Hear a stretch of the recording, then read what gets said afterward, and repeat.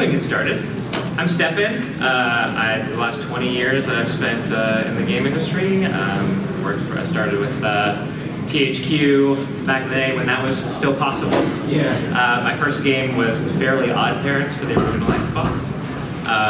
Spent a lot of time in kids licensing. I did 9 years at Disney, a couple years at Nickelodeon. But most recently I was at Bungie, and I was part of the layoff that everyone probably heard about, the 100-person layoff recently. So yeah, lifelong lover of games and the game industry, and then and also a collector. So I thought I'd just kind of go start with kind of the history of like how I started this museum. If anyone hasn't been to the museum, by the way, has everyone been to the museum? Okay. That way I don't need visual aids, because you can just go look at my giant visual aid. So just kind of, I usually get a lot of questions about how that all started and how it turned into that. So I thought This is the museum. Huh? What's the museum? The Art of Nintendo Power Museum. Yeah, the one right there. Yeah. So yeah, I just thought I'd start with just kind of a brief history of kind of how all that happened, and then open it up to questions, and we'll take it from there. So it actually all started with the Ninja Turtles. I was a big Turtles collector when I was a kid, and kept collecting. Was real into the Ninja Turtles. Had Ninja Turtle tattoos. Kevin Eastman was the best man at my wedding. Wow. So real into Ninja Turtles. But you know, I think with a lot of collectors, I was like always after the chase, right? And so I got to the point, and this was right before IDW started making more comics, basically right before the Nickelodeon buyout, so like it was possible to have everything like reasonably, right? And so like I got to the point where I had every single Playmates action figure, playset, vehicle, every single variant of every single comic book, you know, every printing, everything, right? And so like I've been growing that collection for many years, and it's interesting, at least for me, hitting the definition of done almost immediately changes you. Where like I was building this living, breathing, growing thing. I was like nurturing a thing, right? And then as soon as I was done, I was kind of like looking around my collection room, and it was just like, it's just a weight around my neck. And it's just like, you know, what, does this define me as a person? Like I started asking like weird existential questions, because at that point I had gotten sort of like a name as like the Ninja Turtle guy in documentaries and running websites and the whole nine yards. And but it was just it just became this thing that was sort of weighing me down. And so at the same time that happened, my first wife, who's no longer with us, got cancer.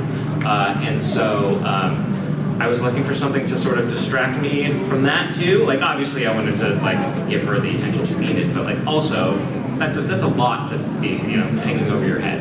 And so I was sort of looking for something new to do. And I had this little shoebox collection of Super Nintendo games when I was a kid. And I always had that like vision of like, oh, what would it be like if I had every Nintendo game, right?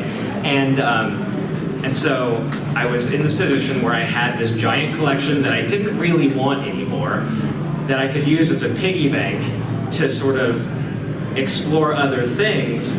So I started just like mass liquidating this Ninja Turtle collection. And then I started buying games. And like I was like, oh, you know, like I live in Southern California, and so we, you know, you can't throw a rock without hitting a retro store, especially around like 2013, 2014. And so I could be in a different store every day of the week looking for games. And so I was just taking up all of my time looking for games and building these sets. And of course, as my wife continued to deteriorate, I spent more time, you know, focusing, obsessing over this goal. And then, you know, by the time she had passed away, I had put together 12 North American sets of various games.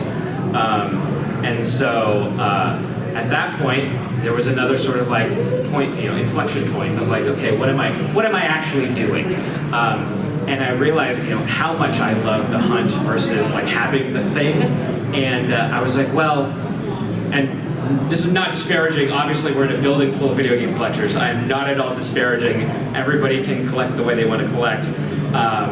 But for me, collecting games, I had this realization that like, oh, this isn't hard, it's just expensive. And like, if I have the budget, I can buy the thing. Like, it's out there to buy. Almost always it's out there to buy, you know? Unless you're, you know, some crazy sealed graded whatever. But like generally if you just want the thing, you can have it if you have the budget. And so I was like, okay, well, like, what is the harder thing? I want to do the harder thing. And so I started collecting like point of sale displays and like fiber optic signs and all that like 90s, you know, World of Nintendo branded sort of like cabinets and all that kind of stuff. And I got to the point where I kind of got what I wanted from that. And so I was like, okay, so now what's the harder thing? And so I was like, okay, well, what about like internal employee memorabilia? So I started talking to Nintendo gameplay counselors. And in fact, that's actually the first exhibit that we built for the museum. We have, if you were at Portland in 2019, we did this Nintendo gameplay counselor museum, which we're actually talking about doing at this show next year. But I was able to basically, I had enough gameplay counselor stuff from just like reaching out to 300 gameplay counselors. You know, jackets and like the MacBooks that they would use to like, you know, answer questions and stuff, like really, really awesome historical information. I was able to recreate a gameplay counselor's desk as it was in 1990, I think I dated it at like 1992. Everything but the physical desk was actually from a Nintendo gameplay counselor. So like the television and the consoles and the MacBooks and the everything was actually from a counselor desk. And so that was sort of the genesis of like, oh, like maybe I want to like tour stuff. That's kind of cool. But then, you know, that kind of slowed down, and I was like, okay, other than like a trickle of like things, then you know, I was sort of starting to stagnate again. And at that time, I met a gameplay counselor named Jeff Hazard. He's a great guy, really interesting dude. But he had said, hey, I don't have anything from my counselor days, but when I left gameplay counseling, I started drawing for Nintendo Power, and I have some of that. Would you be interested? And like, in a very like animated way, like the camera zoomed into my brain and it shook and it exploded, and like, it had never occurred to me. So similarly to, I think when we were kids, how it never occurred to us that there were voice actors behind the characters that we love. Now obviously as adults we acknowledge that and celebrate them, but like sort of similarly, where it just had never occurred to me that someone had to draw all that art and that some of it might still be around. And so that was like, oh my God, this is something that I can explore, where everything I find, there's only one. Like, this is the promised land. This is what I want to do. This is the hardest thing, right? And so so that's, you know, I started exploring that, and you know, I started with just basically whoever was actually credited in the magazine. The magazine's very poorly credited, by the way. Like, for instance, the 99% of the cover artists in the magazine were just credited as Griffiths Advertising, the advertising agency that they used. So, like, no one had any idea who any of these artists were. Or they would incorrectly credit them for issues. Like, it was chaos when they were putting these magazines together, so some of these artists would be credited in magazines that they didn't work on. Meanwhile, they weren't credited in the magazines that they did work on. So it was, the process was very much just, it's not, I never go like, oh, I'm going to go out and find this piece of art. It's always just like, I'm going to go find people and then figure out what they either still have or what they remember, and sometimes they have stuff and sometimes they don't, and sort of sometimes they say they don't remember names, and then I say, oh, well, let's just talk for 5 hours. And then by the end of that conversation, I have a list of names because we were able to just generate that, right? So as I started to amass more and more of this collection, it was like, okay, well, like, what do I do with all of this? At the time, it was just hanging in my house, right? And I just didn't know what to do with it. And so I was like, well, I really enjoy, you know, I was thinking back to that Portland show that I did with the gameplay counselor stuff, and I was like, I could start a museum.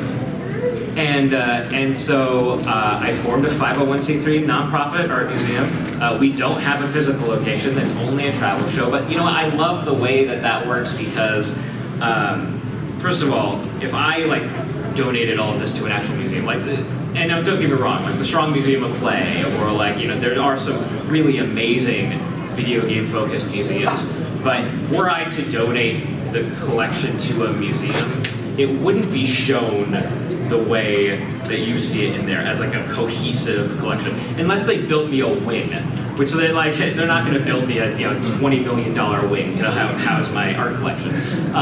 And so what would happen was they would be like, oh, well, we'll put it all in the archive and it'll be safe, and then, you know, maybe we'll do like a Disney thing, and so they'll pull out the Disney pieces, and you'd see the Disney pieces for a while, and then they go back in. But like you wouldn't, the way that I do that and am able to travel the show and show it as a complete cohesive collection, it tells a story. Because like as much as I do love the aspect of you know, like, oh, like here's some cool art that's like, isn't it neat that this still exists and like it's nostalgic for you guys, and trust me, that is a huge reason why we do this. But also, like, I like telling the story of like how the magazine was made. You know, because even modern print magazines, the few that exist still, aren't made the way that those magazines are made. Like, I don't know if anyone saw the Dragon Warrior map in that room. That's like 500 photographs that they just basically did. It's like thermal paper, like they did like the Game Boy camera, except for it's colored. And so they just had this. They called it the device, where they would just yes. Yeah. For example, what about Kingdom Hearts? That was also from Disney, but it's made as a game. Mm-hmm. Is there any possible way that they would have improvised that one in 2002? Well, they didn't. By then, they would have done physical art. Most of the art would already been digital. Funnily enough, I was at Disney Interactive when they did Kingdom Hearts 1, so I actually worked on Kingdom Hearts. But by then, it would have just been key art. Basically, Disney would have supplied the art. Whereas the stuff, that's actually kind of a fun segue. So, like, the magazine was done very quickly. There was a 1 month lag, right? So they were only basically 30 days behind, right? And so they had to generate so much art and generate it so quickly that they didn't have time to be like, hey Capcom, send us your art, because they couldn't email it. They needed high res. They couldn't just scan a manual, because then you know, if you scanned a manual and then tried to copy that into another publication, it would look like garbage. So they needed high-res source images, and so like the Mega Man stuff, for instance, in there is not Capcom art. It looks identical to the Japanese manual art, but it's an American Nintendo Power artist repainting Japanese art, because if you paint it on a cell, you get that very crisp line, and it's, you know, the colors are very saturated, and so it looks great in print. So a lot of that work is, you know, it's funny because it's authentic in that it's the art that is in the magazine, but it's also counterfeit because it's been copied. But yeah, so by around the N64 era, they started, which is why most of the stuff in there would be from like 1988 to 1995. Everything started to either go digital, or they would just get, you know, key art assets from the publisher, because at that point they could just email them, right? But with few exceptions, like for instance, I didn't bring it this year, but we have the poster for Superman 64, which is not a great game, and I understand that. But that particular piece of art does just happen to be physical, because what it was a piece of key art from the style guide of the Bruce Timm Superman show. So, and so like that piece of art it's on DC paper stock, and it's kind of a cool piece of comic art. But we have it because it all happens to be the poster for Superman 64 and Nintendo Power. But yeah, so really, we love doing this. You know, I feel like this is our final form, right? I'm gonna retire into doing this someday. I want to do it full time. Right now, the reason why we only do sort of West Coast shows, we're based in Simi Valley, and I do need to balance it against my actual career in the game industry. I can't just take like 12 days to do an East Coast show because I have to drive the work, and it's always going to be me. I love that, like, you know, the volunteers here help us like set up easels and stuff like that. But like as far as handling the art, it's always got to be me because I'm never going to put someone in a position where something happens to the art and it's not my fault. Like if it's my fault, fine. Like because I've already assumed the risk of something happening because the mission now is to share the work. And over the next, knock on wood, over the next 40 years of me doing this, something's gonna happen, right, to that art, or to a piece, or like, you know, the maquettes, the clay models in the case, they're incredibly delicate. I'm sure I'll have to fix one at some point. You know, something will happen, but it needs to be my fault. Because if something happens to a piece of artwork in the service of sharing it with all of you, so be it. That's the risk that I have assumed. Yes. I'm curious. When you first started writing, did you publish the books, or wrote the books, or was the director of the magazine of Nintendo Power? Yeah. So I have never been, actually, even in my gaming career, I've never been affiliated with Nintendo. They're one of the ones that I haven't worked for. But I was not associated with the creation of the magazine at all. Most of the pieces in that room when they were created, I was about 8 years old. Okay, so what did you actually do at the company? I never worked for Nintendo. You're just telling us about your history with the company, huh? With the museum. Who's a collector? I run the museum here. No, you're good. You're good, man. So yeah, this is sort of this is kind of my final form. I love it. I love sharing the work with all of you. That's why I do it. There's no money in this for me, by the way. It's only cost me money. But, You just came here for your own free will. Nobody paid for your Uber. Nobody paid for your... So the shows, I just charge the shows whatever it costs me to do them. So you know, if it's like there's a show that I do in Simi Valley where I live, that show gets charged $200 because that's what it costs me to do the show that's in my backyard. You know, but that's also why I take, you know, we are a 501c3 nonprofit. The donations that we take in, I don't spend it on art. The art's always self-funded because I don't know, I feel weird taking money from you guys and then spending it on art. It's just a thing that I feel weird about. But, so like, that does, however, subsidize the shows, or like, you know, feeding me and my volunteer. But like, or, you know, when we do shows that are further east, obviously, because it gets exponentially more expensive. Like when we have a show in South Carolina that's interested, but it's like an $8,000 show for them out of pocket because it's just like that's just how much it costs to rent the truck and drive it and the gas and that kind of thing. You know, barring our time, we don't charge for our time. So donations go to subsidize some of that too, because it's like. Shows that can afford it, fine. Like Portland has infinite money. Portland Retro Gaming Expo, they're very well funded, so they can pay their way. But like, I'd love to do mom and pop shows that are like further out, but I can't charge those people $8,000. That's like what they make on their shows. So that's the kinds of things that we spend donations on, or like framing. You know, that room represents about $40,000 in framing alone. So, because that's all museum grade acrylic, right? Because at the same time that I say I take on a lot of risk, I do what I can, right? I mitigate whatever risk I can. So like that's all museum grade acrylic, you know, acid-free everything. Those frames are beautiful. But so yeah, that's the kind of stuff that we spend our money on. Yeah. Hey, there's really nothing wrong with taking risks. I mean, look at Street Fighter versus Tekken. Nobody wanted that game. Nobody asked for that game. Nobody would think about that game. And nobody would even want it. But it happened. It was good, even though nobody wanted it. And pretty much forgot about it. But it was a good risk at Capcom too. Yeah, I agree. Yeah, I mean that's why like I love doing this for everyone, right? I love doing these shows. Yeah, but still, they added Street Fighter to this manga called High Score Girl. I know, don't get me wrong, the manga was good, but I'm talking about the video game. It just came out of nowhere because when you think about Tekken doing a crossover with something, Dead or Alive and Virtual Fighter makes more sense. Street Fighter is cool, but Do you know anybody who ever talks about this? I guess I would. So that's like the prepared talk that I have. So I'm happy to take questions if anyone has any questions. Yeah. How many of the posters that would actually come from the government Yeah. that you actually have?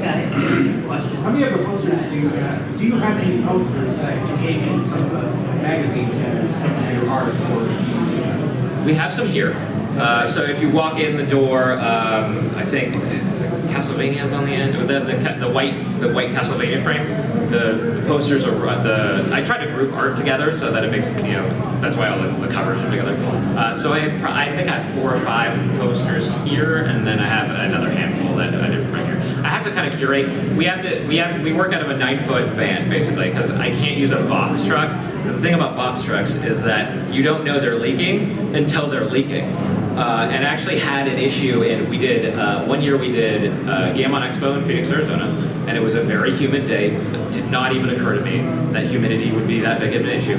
I was unloading the truck, and if you look at our frames, they have a paper backing. All of the paper backs were wet. And everything's fine. Nothing happened to any of the art, but it could have been horrible. Did you use some thick paper bags made out of destructive plastic that's incredibly hard to get waterproof? No, we just had them wrapped in cloth in the truck. Yeah. What's that made of? I'm not sure. Okay, is it plastic or fabric? Type of fabric. Okay, then I didn't even know they have water-resistant fabric. No, they do. Yeah, absolutely. Huh? Oh, that's the strongest fabric. How'd you get the giant Mario? I'm sorry? Did you get the Our Mario mascot costume. So that is the 1989 official Nintendo Mario mascot costume. So whenever they would bring Mario to like we have a couple pictures on the table. The larger picture is him in 1990 at the Nintendo World Championships. So he was found that the other photo of him where his head is crushed in. That's how we found him in an unpaid storage unit. So he was in an unpaid storage unit. He got auctioned off like Storage Wars, right? And then that person started a restoration, and then couldn't finish it. They basically ran out of money, and so then they came to us to see if we would take over the project, and we did. There was some stuff that they did that we probably wouldn't have done ourselves that we couldn't reverse, so that he looks a little different. Originally, he would have had basically like cosplay armor, that kind of plastic, thermoplastic. He would have had a thermoplastic skull underneath him, and then the fabric would just be matched to that plastic. So his features his lines were very rigid, and so the way that he was restored though is they just decided to put basically a foam bucket underneath him and then stuff around the foam bucket. So that's what all his features are much softer now because he's mostly stuffed. But we love him. He's doing his best. I think people like that he's a little creepy. I think they'd like him less if he was less creepy. There's another instance of, because they made a handful of those costumes. There's another one I know of that is in absolutely perfect condition, and I would love to have it for archival purposes, just so that it's safe. I'd still bring that one because he's ridiculous and everyone loves him. Hey, go ahead. Have you lost or accidentally destroyed any art in your storage or little Things have gotten broke. We actually broke a frame this weekend. But those frames are made to be workhorses. And that's why I use wood so that they give. And again, we use plexiglass instead of glass because that would be a disaster. There's actually, when I first started doing, because I started collecting before I decided to be a museum, and so in those days, if just to save cost, because they were just going to hang in my house, if it was under a certain size, I would frame it in glass, and because I wasn't worried, because it just basically weight was the thing I was concerned about, because I have an 8-year-old daughter, and I was concerned she'd pull one down on her head, and that would be good. So, but I have found slowly, because sometimes I'll pull, because I do curate these shows, and so I'll pull out a piece from the archive that I haven't shown in years, and then I'll put it on the truck and I'll bring it up and I'll pull it off. I'm like, oh, this broke. This one was glass. I think I've weeded out almost all of the glass pieces and replaced them. But so that's the kind of damage we had. I did have a framer lose a piece, and so that was a lesson to be learned. We don't need to go into what piece it was, and there was a court settlement. But yeah, so there was one instance in which a framer did lose a piece. But so basically now we bring, and I would recommend this to anyone framing with anyone, is you take the art, you bring it, you have to measure it, you take the art back with you, and then when they are ready, when they have the frame ready to put it in the frame, you bring the art back and you stand there. But yeah, so it hasn't happened since. I've had to repair, like sometimes Dr. Mario's little disc on his forehead fell off once. It's a reflector.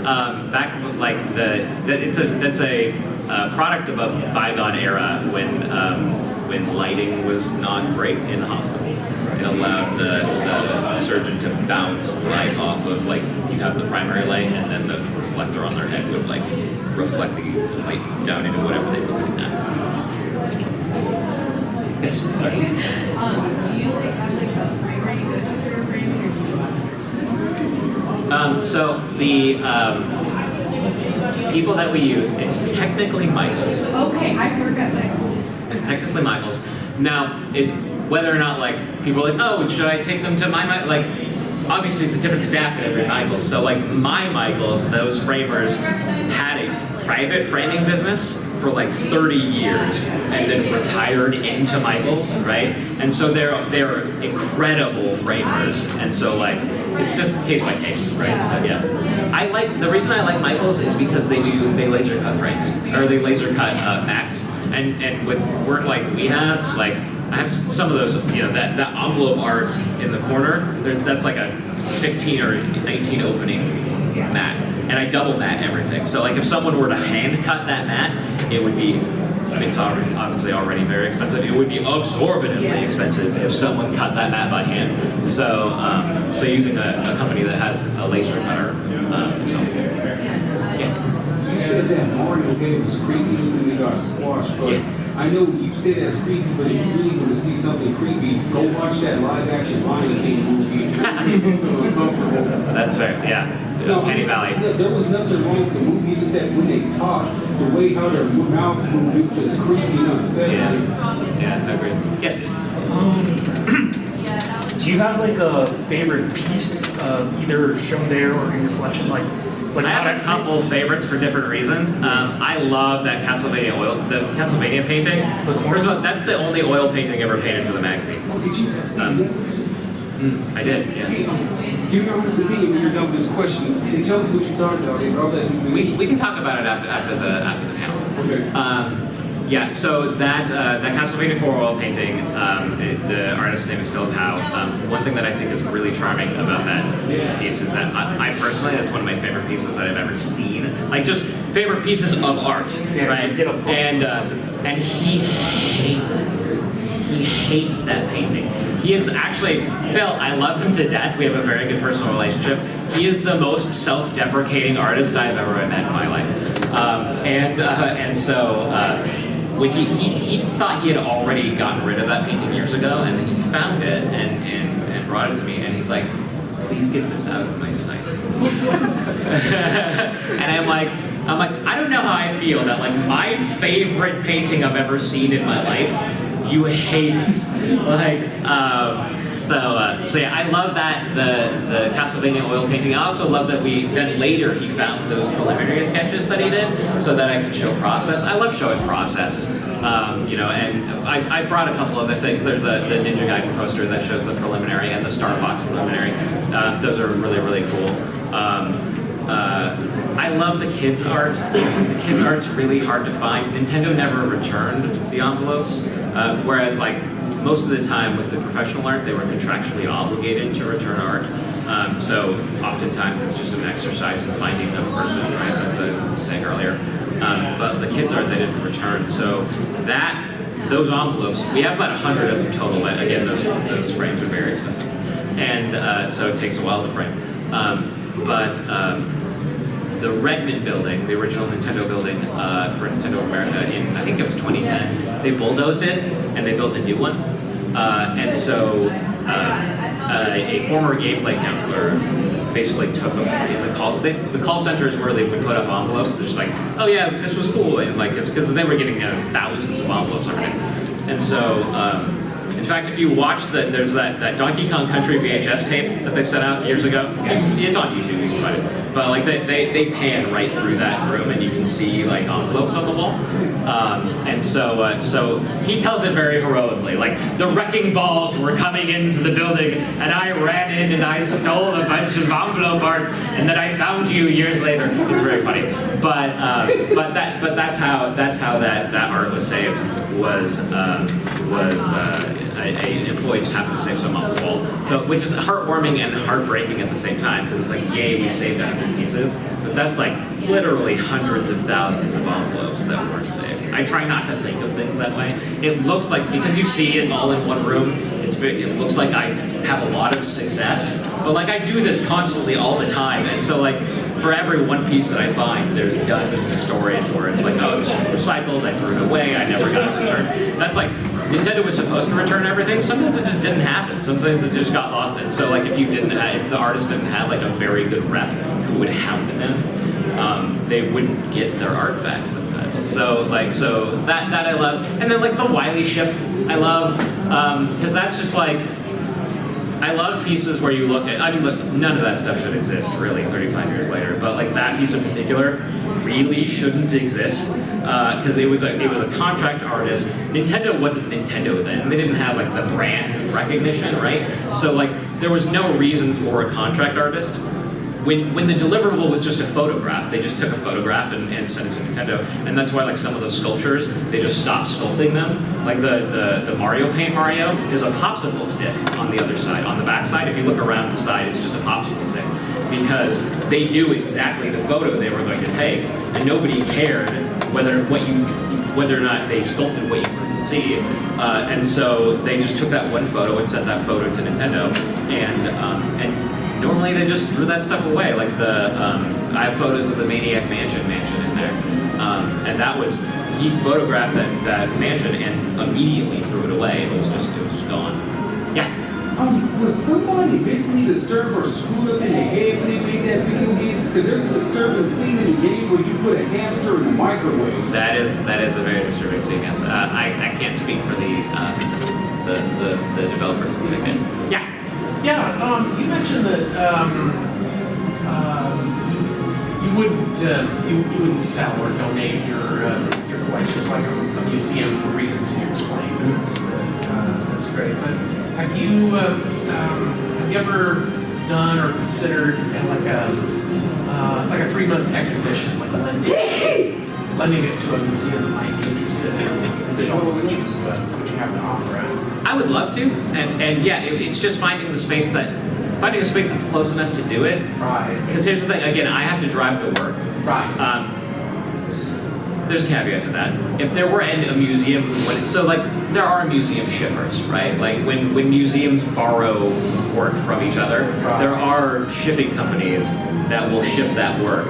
And they're like museum shipping companies, but like you're talking about tens and tens of thousands of dollars, which is why I never considered it for a show. Because like I've had shows say like, oh well, we'll just ship out the work and then fly out and then do the show and then and we'll pay for shipping. And I'm like, no, you won't. That would be $25,000 for you to ship that show. So yeah, I'm totally open to it. It's just finding a museum that, yeah, of course, finding a museum that's willing to sort of kind of foot the bill. And a lot of gallery spaces are for-profit galleries, right? Like so, like I am 8-bit or like any of those there are gallery spaces in Los Angeles that I've talked to, but they aren't interested in doing a show if I'm not selling the work, because they want to be able to like me to sell the work and then get a cut, right? That's the I thought of like cartoon art museum in San Francisco, just as an example. I don't know if they would do it, but but you know. But Yeah, I think the closest that I've gotten so far is the Comic-Con, San Diego Comic-Con has opened, well, a couple of years ago, they opened a museum that's off-site, it's a permanent museum. Yeah. And like their first display they did was Pac-Man, so like they understand that the Venn diagram between comic people and video game people is almost a circle.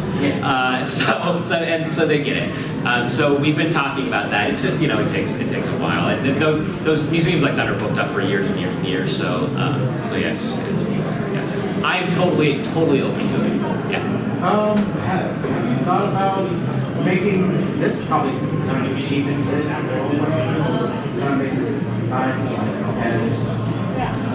and the bad thing, have you thought about copying any of the art that you have, just in case like it's ruined? So it's all scanned, and even my maquettes are like 3D scanned and like everything. I don't typically make that public for a couple reasons.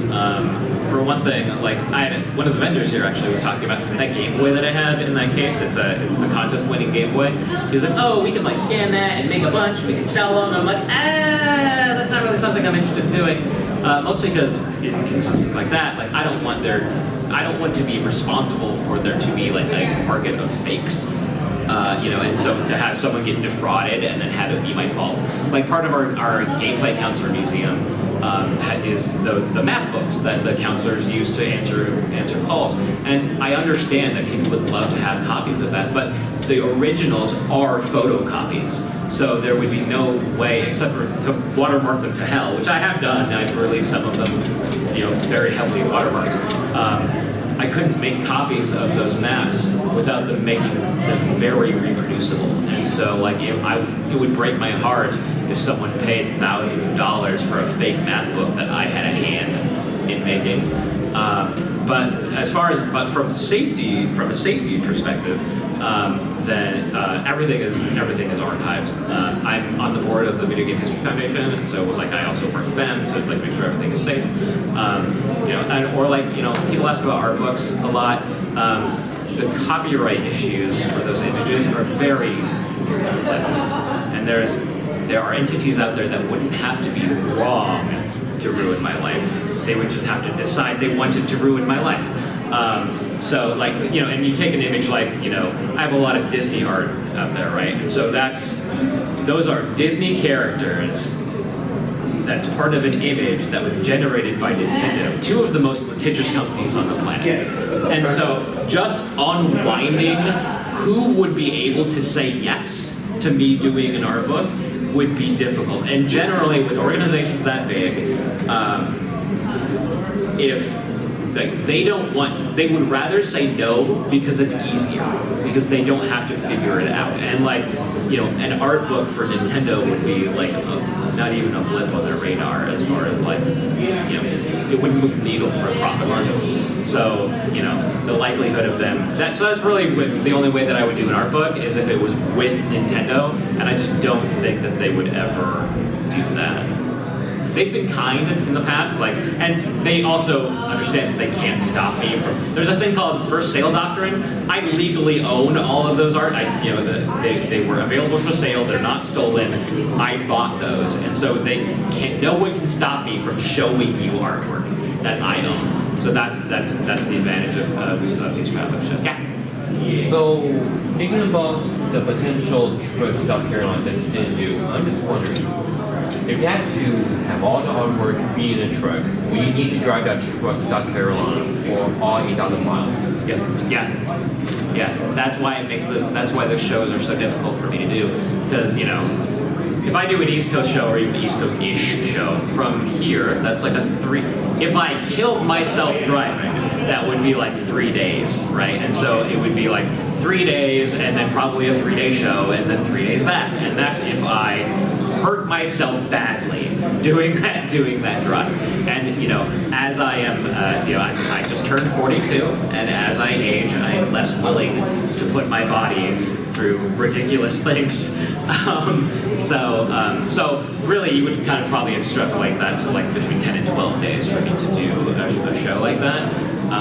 So that's what, and once I get to the point where this is self-sustaining and like it's hopefully my day job, or like I'm able to retire and then I kind of retire into this, I will absolutely do shows that are further out. Or also my daughter's 8 and she's not really, so it's this point where like she's not old enough to help.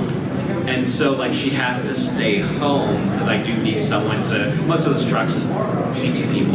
So if I'm not bringing my daughter, my daughter needs to be able to help if she's going to be able to come. And so when she's older, maybe I'd be able to drive. But like, even here, it's we have a sweetheart caretaker that is willing to watch her for $125 a day, but that's still like more overhead for these shows. So then it'd be like $1,000 at least in daycare for me to do an East Coast show, which would come out of pocket. I feel really weird about charging a show for daycare. I guess I could, but yeah. So those are the challenges. It's just a logistical challenge right now, balancing it against my relationship with my daughter and my career. So yeah. Okay, 2 quick questions. Or not. Do you have any of your digital stuff up? And how did you come upon the Making Magical Quest art? I have a handful of sentimental things from my digital collection, like the house in Dover that Kevin and Peter lived in when they created the Ninja Turtles. When I heard it got demolished and they made it into a parking lot. But when I heard it was going to be demolished, I drove out to Dover, New Hampshire, and I tore a piece of the house off. And I spirited it away in the middle of the night. So I still have things like that are, so I have a piece of the house that the Ninja Turtles were created in. It was just I ripped a piece of siding off because it was just like a literal like jump out of the car, grab it, and jump back in before something called the cops. Look, they were demolishing the house anyway, so I do not feel bad. What's that? No, just a piece of wood. Yeah, it's just so I have some sentimental stuff. Obviously, like I have my tattoos. I can't really get rid of those. Sorry. Then what was your second question? How did you come up on the Making Magical Quest? So the artist's name is Dan McGowan. Incidentally, he is Rose McGowan's dad. And actually, that's how. Unfortunately, and it's been 35 years, and as things go on, I will find more artists via their obituaries. And so that was one of those cases where I found the artist's obituary, and it said, leaves behind. He had a number of children, but one of them was named Rose, and I go, there's no way that this is Rose McGowan. And so I reached out to her on Instagram, and lo and behold, she actually responded to me. And she goes, I'm like, is this your dad's work? And she's like, yes, that's my dad. And then she gave me her stepmother's phone number, which is like bananas. Like I feel like there's no way, like it was just like happenstance that any of that ever happened. And so I spoke to her stepmother, and she had all of his work was just sitting in the attic, and that piece was one of them. And so we were able to. The family still does have a few pieces. They have the Link's Awakening issue 50 with an owl on the sword. They have that cover, and they have the Empire Strikes Back Yoda cover. Both of those covers I would love to have. But you know what? It's an ethical thing. Like I decided early on I was going to be very ethical about this, and so like if they're like, hey, this is my dad, this is my dad's work that he's no longer with us. I'm not going to be like, give me the work. Like it's just like I can't have everything, and they obviously know how to get a hold of me if the time comes and they change their mind. But like one of his kids has that owl and the sword like tattooed on his arm, so I was like, I'm not gonna do that. I'm not gonna pressure him. So yeah, I'm very much a like when I talk to an artist or an artist family, it's not about going into the conversation. It's not about walking away with the thing. It's walking away with them knowing that when the time comes, if the time comes, that we are the best home for it. and that it will be safe, and that legacy will be maintained, and like so, just like imparting that seed of like we are the best home when you're ready, and then walking away. And if that time is never, then fine. At least a piece like that, we know it's safe. It's with the family, right? They're gonna care for it, right? It's walking away, making sure that there's a plan. And if that plan is me, great. And if that plan isn't me, fine. But let's have a plan, and let's not have it be your children, because I will tell you all in this room right now, your children do not want your things. And so just making sure that there's a plan for the things that should outlive you, regardless of what that plan is. Like my dad just recently passed away at 92. He had a lifetime's worth of stuff. I saved a knife, right? Like there was a knife that I had a very visual memory of sitting in his lap when I was a kid, and he would open the mail with that knife, and that's. Whatever reason, that's a core memory for me, and that's the one thing that I kept from my dad. Everything else was I didn't need it. But so yeah, your kids don't want your stuff. If you want your stuff to stick around, make sure there's a plan. Yeah. Can you comment on at what point it made sense to organize as a 501 and as a museum? Sorry, again. At what point did it make sense to organize like as a museum and not just a guy doing something cool? Really, it was like the want to incorporate donations was that because like there's so much money is involved in doing these shows and like upkeeping the collection and that kind of thing. That was really the primary decision for the 501c3. Also, it's legally difficult for me to sell a piece now. And that's actually helpful to me because I have gotten some like toe curling offers on some work, and if it weren't legally difficult for me to sell it, there might be a pause where I'm like, oh, or like, oh, that would benefit the museum if I had that much, But now that I'm a nonprofit, and unless the assets go to another nonprofit, it's really difficult to sell something. What's that? What makes it difficult? Yeah, it has to be. God, I forget the term, but like, yes, there's a dramatic amount of paperwork. Yeah. But also like, it's like I would only say don't lie, but it's genuinely helpful in conversations when I'm talking to, especially if it's like the estate of an artist or something like that. It's genuinely helpful for me to be able to honestly represent myself as a museum, because a lot of people just like they care very much about their legacy and that kind of thing, and so like being able to provide that. Not being a guy who's just going to hang it in his living room or stick it in a closet. Like, there are instances where being able to say, like, look what I'm doing, and like being able to show photos and videos and like people like you enjoying the work, like being able to show that helps the conversation so much. There's art in there that like money wouldn't have gotten it done, right? And so being able to represent myself as a museum and show them that the work will be cared for and safe and shared with the people who love it, like that's really important for the conversation. Now, I didn't realize that until I was already doing it, so that I wouldn't call that a motivation for why I started the nonprofit, but that's been a very significant driver.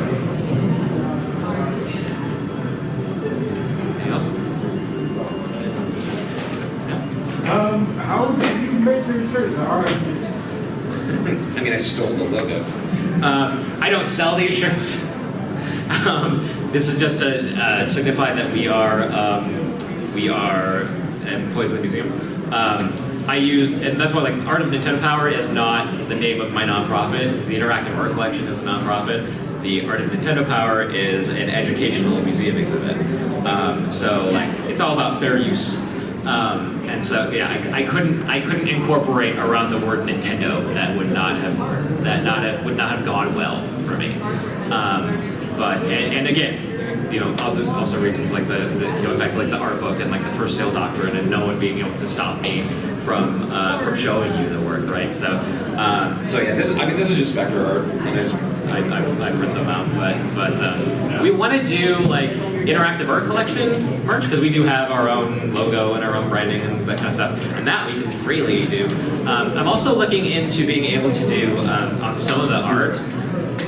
I have artists who have given me permission to reprint the work because legally they can do that. The artists can do that. So there's a couple pieces like the Secret of Mana Dragon, where that was supposed to be Flammy from Secret of Mana, but it's not. It's just a dragon.